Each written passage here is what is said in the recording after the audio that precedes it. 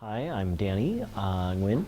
I am a teaching artist here at ArtSpeak, and we are currently teaching a bookmaking project. I'm Adrienne Sky Roberts, and I'm a teaching artist with ArtSpeak. This is a 4-week-long project where each student is making their own individual book. So we started this project by returning to the theme of identity and place.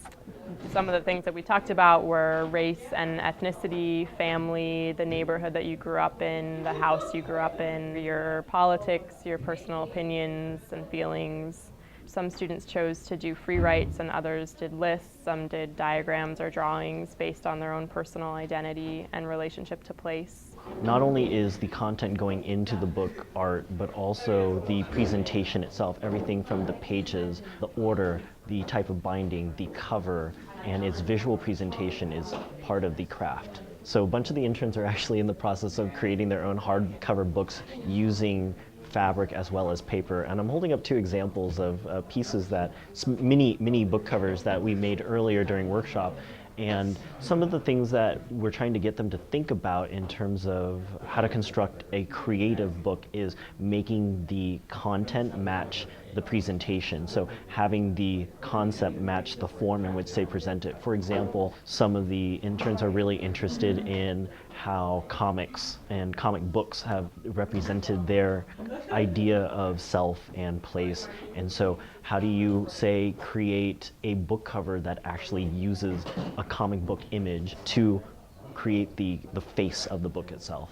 When we were doing the woodblock prints, we thought a lot about how those prints were disseminated to the public and how the form of a woodblock print aided in that mass dissemination of a political message. And now, in a similar way, we're looking at the book form and what we expect from a book form and how the students will make their story visual, what materials they'll use, if they'll bring in photographs, if they'll include text, their own personal text that they've written, if they'll collage. There's a wide variety of materials that the students are using. Each of the teaching artists, we all have our own individual mediums that we specialize in, and it's really interesting to see the way that the interns are actually interpreting identity and place.